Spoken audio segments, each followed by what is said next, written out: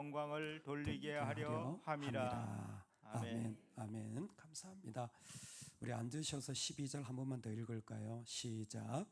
너희가 이방인 중에서 행실을 선하게 가져 너희를 악행한다고 비방하는 자들로 하여금 너희 선한 일을 보고 오시는 날에 하나님께 영광을 돌리게 하려 함이라. 아멘. 오늘 우리의 출발은 너희가 이방인 중에서입니다. 너희가 이방인 중에 있다라는 거예요. 즉 이방 백성들 가운데 있다라는 거죠. 이야기는 로마인들 사이에, 믿지 않는 자들 사이에, 뒤에 보면 어리석고 무식한 자들이라고 표현되어 있는데, 즉 지식이 없다라는 말이 아니라 하나님을 모르는 사람들 가운데 있다라는 거예요.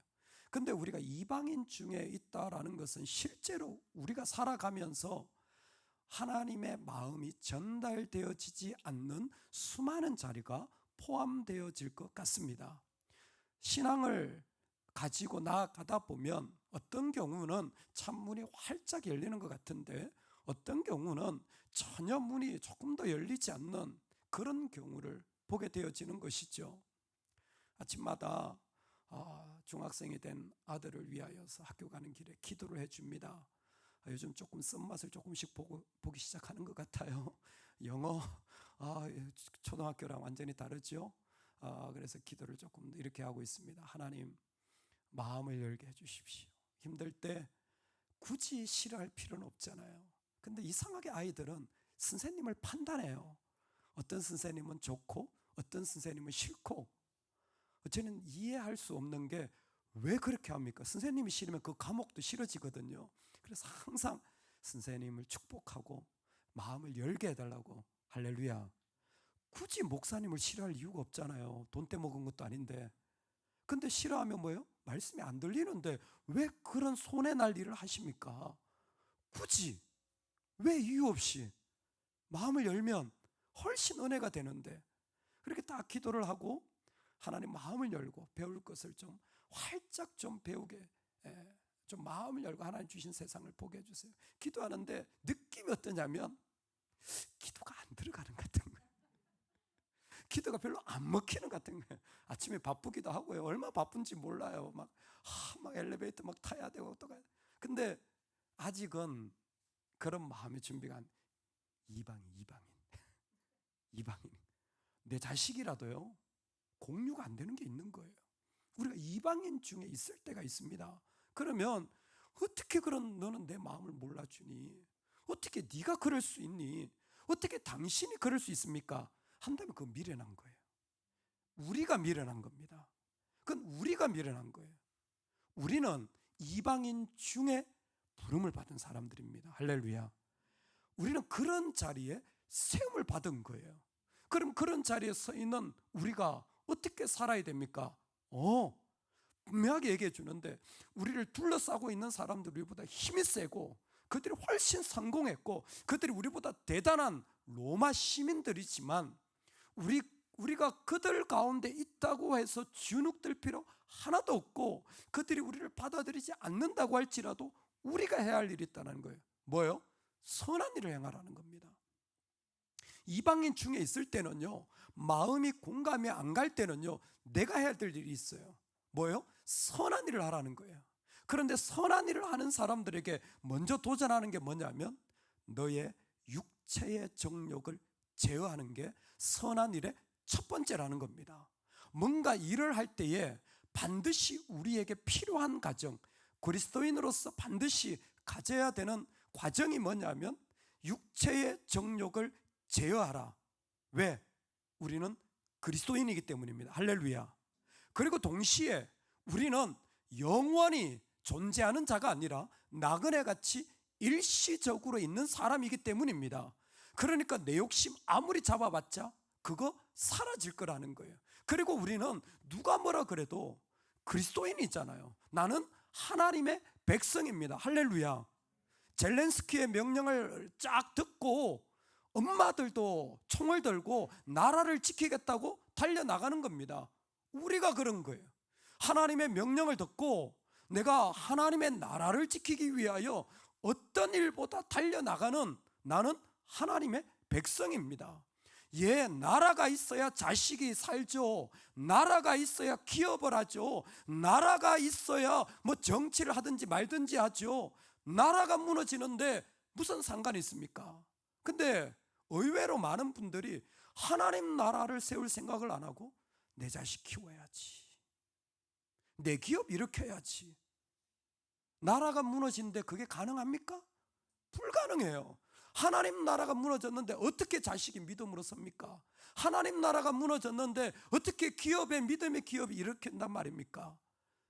하나님의 백성은 그 나라의 부름을 받은 거예요. 그래서 우리는 하나님의 백성이기 때문에, 그리고 우리는 이 땅에 나그네 같이 잠시 있을 존재이기 때문에 뭐예요? 육체의 정욕이라는 부분을 반드시 깨트려야 됩니다. 반드시 무너뜨려야 돼요. 우리 안에는 너무 쉽게 내가 왜 이런 대접받으며, 내가 왜 이런 대우받으며 라는 너무 깊은 마음들이 그 안에 고착되어 있는 경우가 많습니다. 나도 모르게 내 육신에서, 나에게서, 나로 말미암아 이루어진 결정과 생각들이 그 속에 얼마나 깊이 들어가 있는지 몰라요. 저는 잘 몰랐는데 그 배우 이름이 정운택이더라고요. 예전에 유호성에 나왔던 친구라는 영화에 친구 3명 중에 1명이더라고요. 그래가지고 뭐 그 사람이 그 사람인가 했는데 그 두사부일체의 대가리 두사부일체 그러니까 딱 저는 좀 알겠더라고요. 이렇게 좀 이렇게 동글동글하게 생겨가지고 이렇게 끌렁끌렁했던 친구 있잖아요. 대가리하고 이렇게 대가리. 그 친구, 그분이 크리스찬인데 무명으로 오랜 생활하다가 그 영화 친구라는 것 때문에 갑자기 떴답니다. 갑자기 유명해졌대요. 그리고 두사부일체를 통해서 완전히 스타가 돼버렸대요. 근데 자기가 두사부일체를 찍으면서 이미 친구가 영화를 찍으면서 유명해졌고 두사부일체를 찍으면서 그 역할을 하는데 계속 그 생각이 들더라는 거예요. 왜 나한테는 대가리 같은 역할만 주지? 배역이 계속 그런 것만 들어오는 거예요. 웃기는 거, 예? 쫄따구 같은 역할, 예? 시다바리 같은 역할. 자기도 좀 주연을 해도 되는데, 그리고 자기 매니저한테 그랬대요. 이제 이런 코미디 같은 건 받지 마라, 나 안 한다.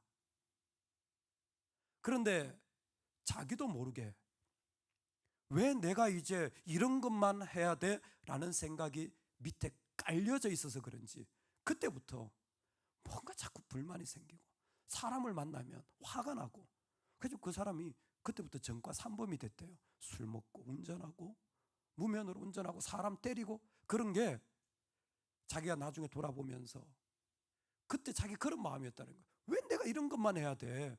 나도 배우인데, 나도 다른 역할을 할 수 있는데 왜 나한테 이런 것만 시키는 거야? 그게 깊이 자기도 모르게 깔려 있었다는 거예요. 주 예수의 이름으로 그런 마음들은 사라질지어다. 왜 나는 밥만 해? 왜 나는 이런 것만 봉사시켜? 나는 왜 이런 역할만 해야 돼? 이런 마음들이 의외로 많더라고요. 왜 나는 작은 교회만 생기지? 목사님이 그렇게 생각하시면 그 교회 있는 성도님들은 무슨 생각으로 교회를 다니십니까?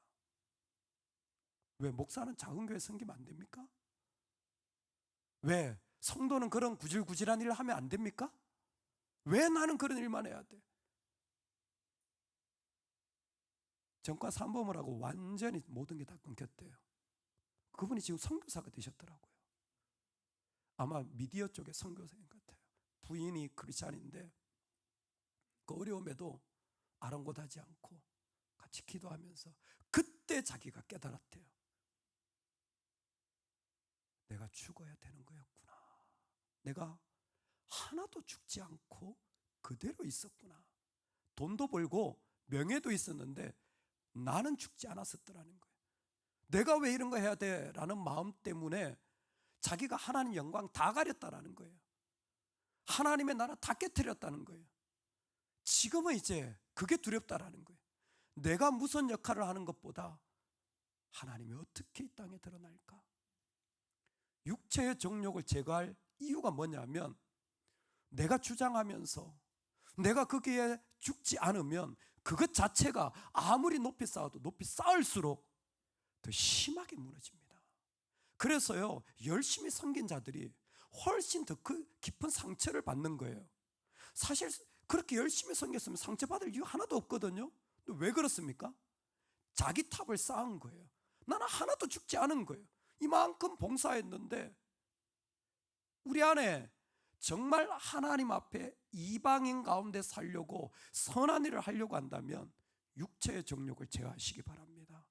주 예수의 이름으로 내 안에 있는 어떤 모습이라도 온전히 무너져 순종할 수 있는 은혜가 우리 가운데 예비되길 소망합니다.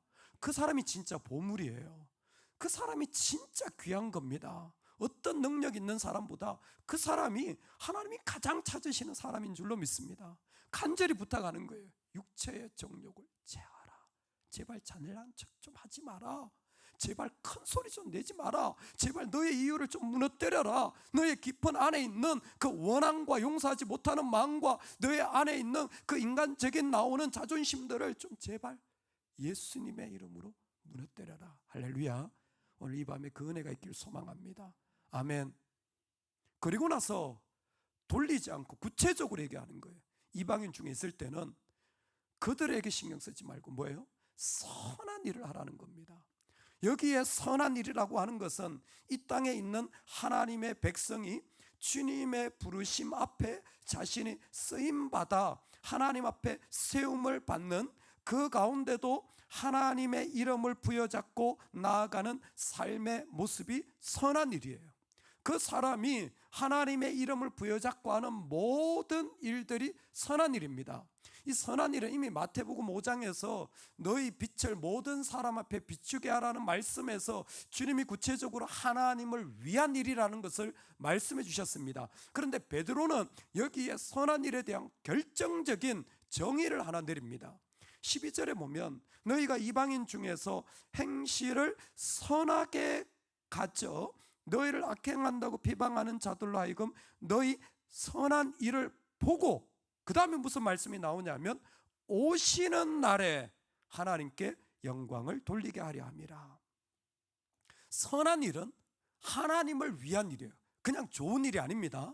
그냥 착한 일이 아니에요. 그냥 윤리적으로 나이스한 게 아닙니다. 하나님을 위한 일을 하는데 베드로가 설명하고 싶은 것은 뭐냐면 선한 일은 오시는 날과 연결되어 있다는 거예요. 이 오시는 날은 권능의 날이기도 하고 주님의 파루시아 재림의 때이기도 합니다. 그런데 지금 여기서 말하는 건 마지막 종말의 때가 아니라 주님이 우리 삶에 오신다라는 거예요. 여러분 믿는 자들은 다 경험하는 거예요. 주님 우리 삶에 오시는 거예요. 그래서 우리를 구원하기도 하고 심판하기도 하고 종말에도 하지만 뭐예요? 지금도 그 일을 하시는 거예요. 그런데 오시는 날의 핵심을 좀 쉽게 설명하면 주님이 방문하시는 거예요.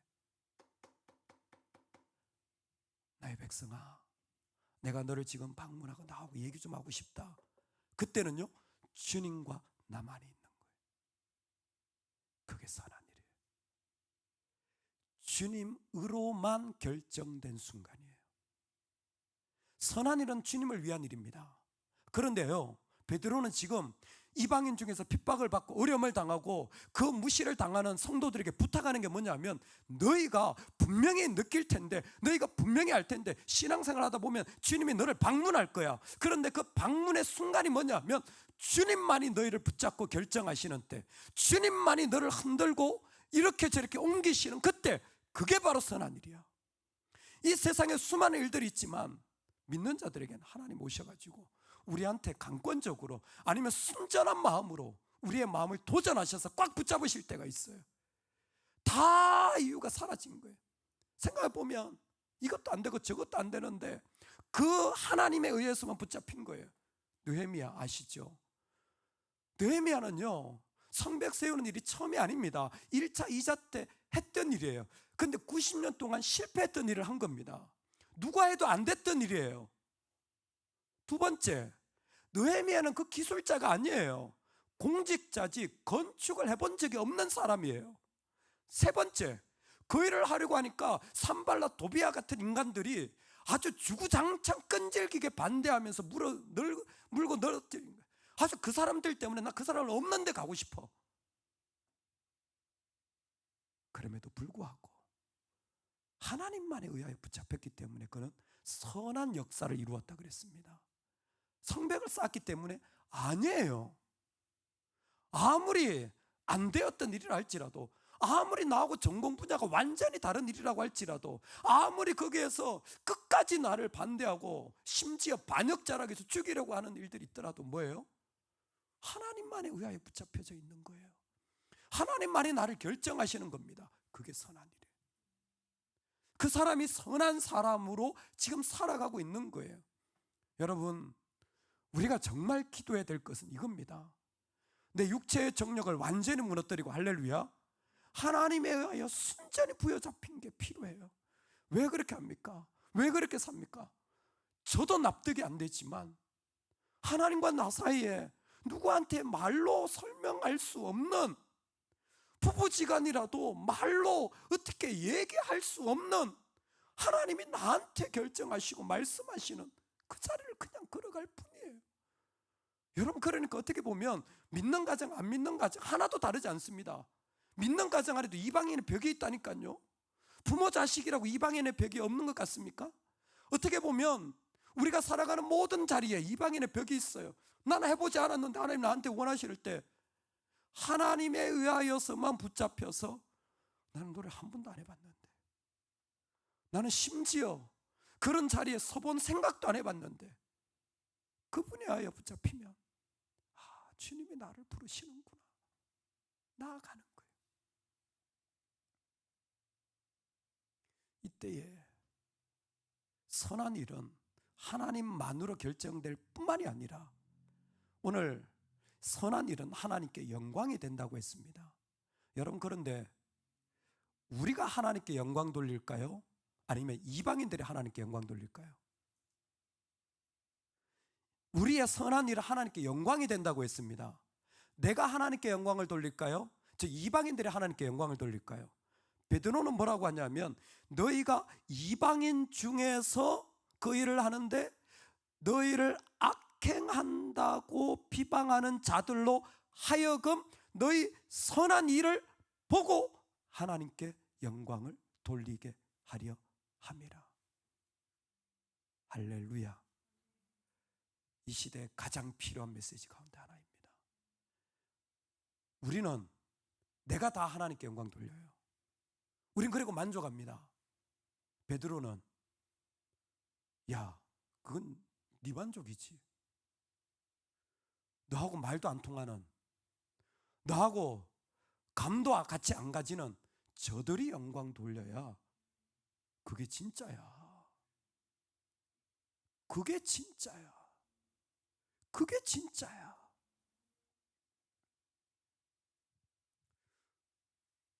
이 개념을 설명하기 위해 조금 더 설명하겠습니다.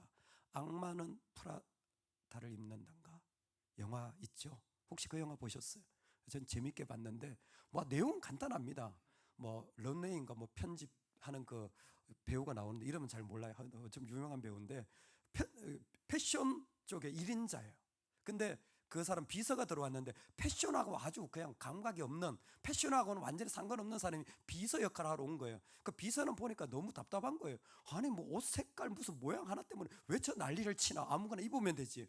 근데 패션 디자이너 하는 그분은 너무 어이가 없고 도도하게 그럴 데 없는 사람이 그 자기 비서한테 설명 이렇게 하는 거예요. 네가 이거 아무것도 아니라고? 그러면서 얼마 전, 제가 잘 기억이 안 나는데 프랑스 어디 패션쇼를 했다. 그 패션쇼에서 누가 어떤 옷을 입었고 어떤 모양의 스타일을 입었는데, 그때 입었던 색깔이 블루고 3년 뒤에 지금 네가 입고 있는 색깔이 바로 거기에서 나온 색깔이다. 일반인들은 아무도 몰라요, 그 옷이 어디에서 나왔는지.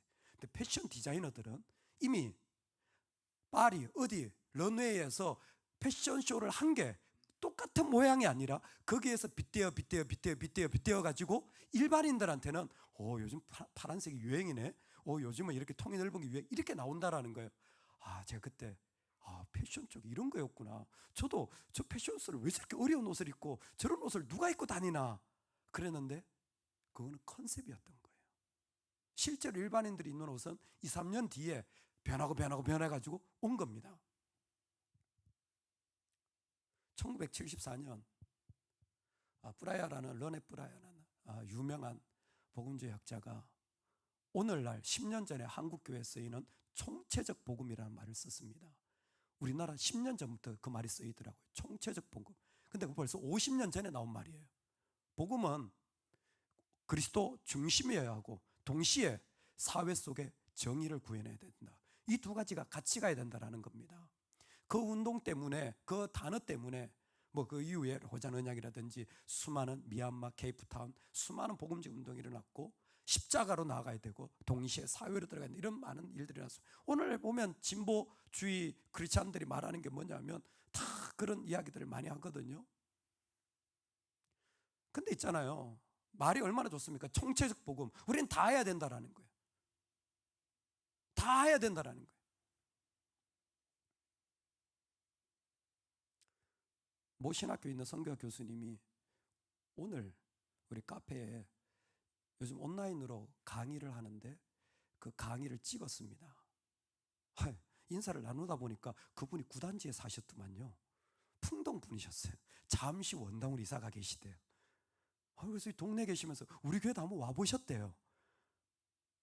한 7, 8년 전쯤에 저는 기억도 안 나는데 한번 예배드리고 저하고 인사하고 총신 나오셨냐고, 그리고는 이 목사님은 합동책이구나 그렇게 인사를 하고 가셨대요. 저는 기억이 전혀 안 나요. 교수님 오셨길래 그분이 우리나라 로잔위원 회장이시더라고요. 그래서 제가 잘됐다 싶어서 평소에 생각했던 걸 질문을 했습니다. 교수님 어떻게 생각하십니까? 그 말했던 총체적 복음이 최근에 나오는데 그 개념이 참 중요합니다. 복음주 회장은 책도 하나 주시더라고요. 수많은 교수들이 다 연구하고 있고. 그때 저는 이렇게 생각합니다. 그 좋은 말 하면 뭐합니까? 비로컬이 안 되는데. 총체적 복음이란 말은 하면서 그런 무브먼트는 많이 하면서 실제로 우리가 하고 있는 일은 뭡니까? 저는 없는 것 같습니다. 뭐하러 그렇게 논문을 내고 뭐하러 그렇게 떠듭니까? 실제로 하는 게 없는데. 이해되세요?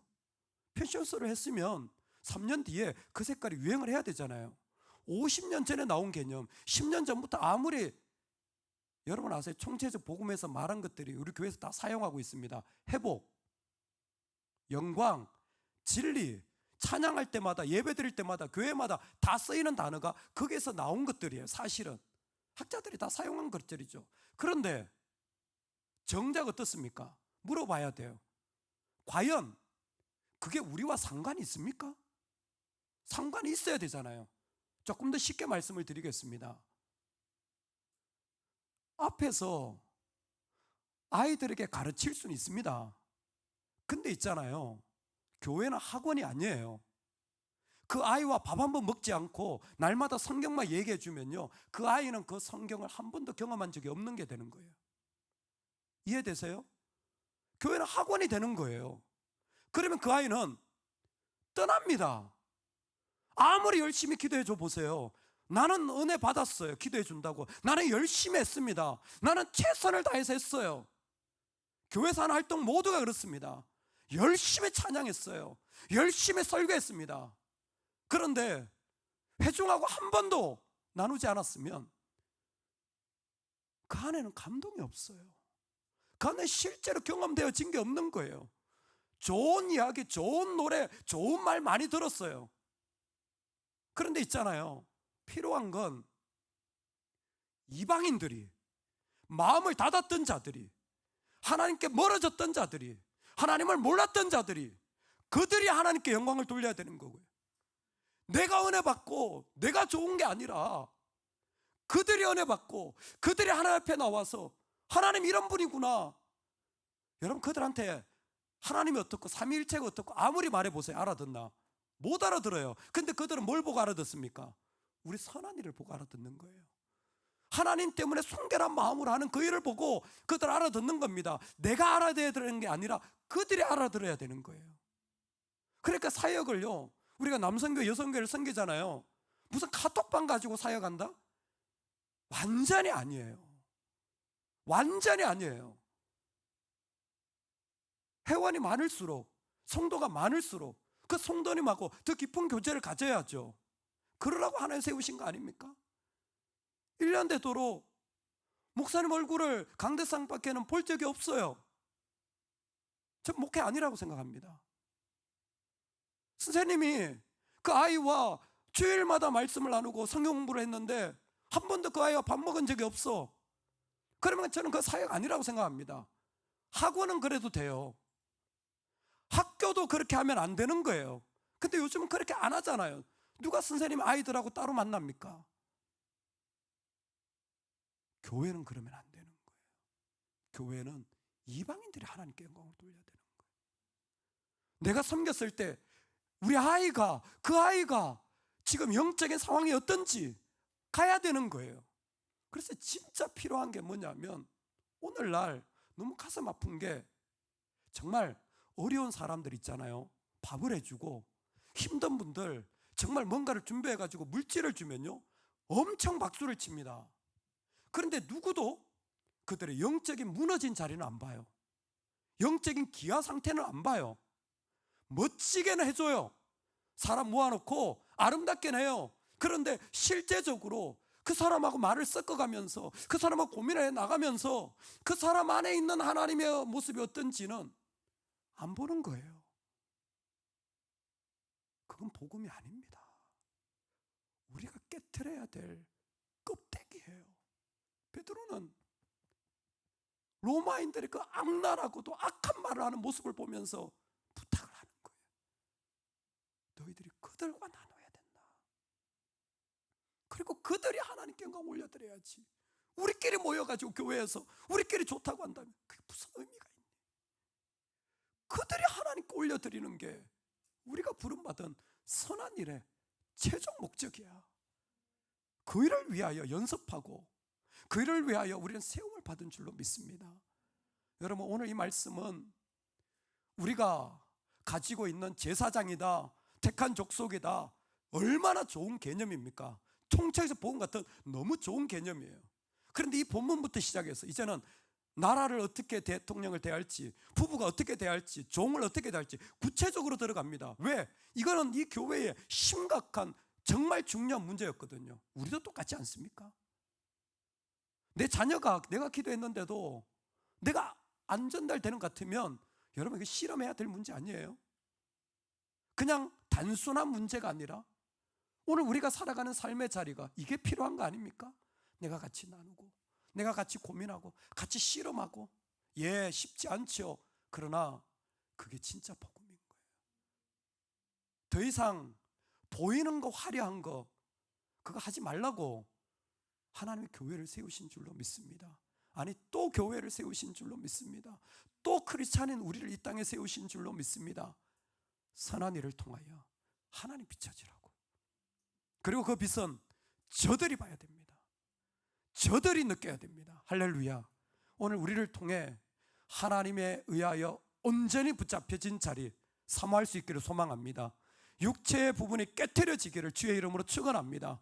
그 일을 통하여 이 땅에 그 잠겼던 마음들, 묻어졌던 마음들이 구체적으로 열려지고 같이 고민하고 같이 기도하며 눈물 흘리는 은혜가 있기를 간절히 축원합니다. 아멘. 우리 같이 한번 말씀 붙잡고 기도하겠습니다.